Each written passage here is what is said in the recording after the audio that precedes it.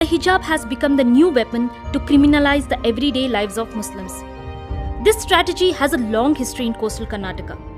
It all started in the 90s when, at the height of the Ram Janmabhoomi movement, a paradigm shift occurred in the Indian polity. The Hindu identity became supreme. 10 ವರ್ಷ ಏನಿದೆಯಲ್ಲ ಅದನ್ನು ಅವರ ಸಂಘಟನಾ ಕಾಲ ದಶಕ ಅಂತ ಕರೀಬೋದು. Soon, communalism became an everyday affair. But Munir Katipalla remembers a time when it was not so. ನಾನು ಇದೇ ಪ್ರದೇಶ ಕುದ್ರೋಳಿಯಲ್ಲಿ ಹುಟ್ಟಿದವನು, 70ರ ದಶಕದಲ್ಲಿ ಹುಟ್ಟಿದವನು. ಆವಾಗೆಲ್ಲ ಆ ರೀತಿಯ ಗಲಾಟೆಗಳು ಸಣ್ಣ ಪುಟ್ಟ ಇಲ್ಲಿ ನಡೀತಾ ಇತ್ತು, ನಮ್ಮ ಕಿವಿಗೆ ಬೀಳ್ತಾ ಇತ್ತು. ಅದರ ಆಚೆಗೇನಂತ ಗಲಾಟೆಗಳು ನಾವು ಗಮನಿಸಿರಲಿಲ್ಲ. ಮತ್ತು ನಾವು ಇಲ್ಲಿಂದ ನನ್ನ 6ನೇ ವರ್ಷಕ್ಕೆ ಸುರತ್ಕಲ್ ಭಾಗಕ್ಕೆ ನಾವು ವಲಸೆ ಹೋಗ್ತೀವಿ. ಇಲ್ಲಿ ನಮ್ಮ ಕಿವಿಗೆ ಬೀಳ್ತಾ ಇತ್ತಲ್ಲ ಹಿಂದೂ ಮುಸ್ಲಿಂ ಅನ್ನುವಂಥದ್ದು.